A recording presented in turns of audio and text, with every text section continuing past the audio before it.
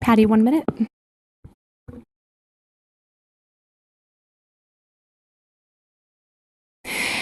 Good evening again, trustees, superintendent, and district staff. Victoria Birbeck-Herrera, FUDTA president. So I want to leave you with a few questions that our leadership has brought up on behalf of educators. First, are we acting as if we are truly in a crisis at the district level, or rather that we are just reprioritizing and balancing our budget with adjusted priorities? Please check that your district management is in fact respecting the history throughout FUSD, as most of the educators in Fremont that stand before you have a much longer history in Fremont, and you as school board trustees as well have that history. Second, are we acting with interest of our primary students and the intention of the state grade span reduction? You've been sent, leading up to this meeting, a lot of documents and data regarding the reduced class size and the intention for our students. What we've received back is the legal opinion is that we can.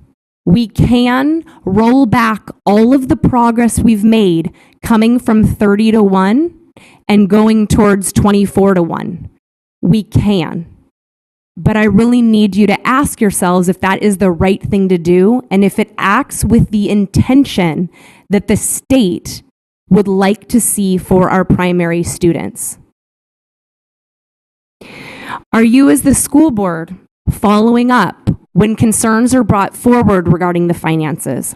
I've spoken extensively about LCAP funding, so I won't repeat myself there, but circling back specifically with how that has affected the budgeting in this district, I have asked you multiple times over the last year as we were bargaining to look at how LCAP funding could be used, cross-referenced, addressed with the priorities that we already have for progress in FUSD. I specifically asked for us to work together, to be flexible, to be creative in looking at that funding for a year. And if you recall, the board president at the time noted and asked district management to answer as to why being creative was not a good idea. And they, as district management, then spoke about all of the reasons that that could not be done. And now on Monday, of course it can be done. Of course, we can look at how we can cross-reference what's done in the general fund and how we can maximize the use of those funds. And we've been asking for a year. And then, of course, the answer is beyond that it can be done, but how challenging it will be in a span of 2 weeks. We should not be doing this in a span of 2 weeks. Lastly, are you as school board members holding your staff accountable? When we come to issues like this, I'm really very pleased with the amount of work and communication that I'm able to have with you as school board trustees. And I appreciate that you are willing to bring up PLC as just one example of something that the district staff did not bring to you as a comprehensive list of things that could be brought to you as options. But it was only one example that I gave. And you all have other positions and obligations outside of this. The benefit of having district staff to do this work is that they should be scrubbing the budget. They should be bringing things in excess of millions to actually give you options, but they aren't.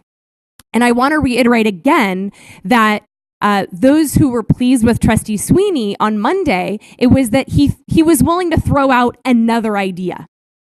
Trustee Sweeney, sometimes ideas are good and sometimes they're not, but it takes a curiosity. All of your ideas are great, Trustee Sweeney.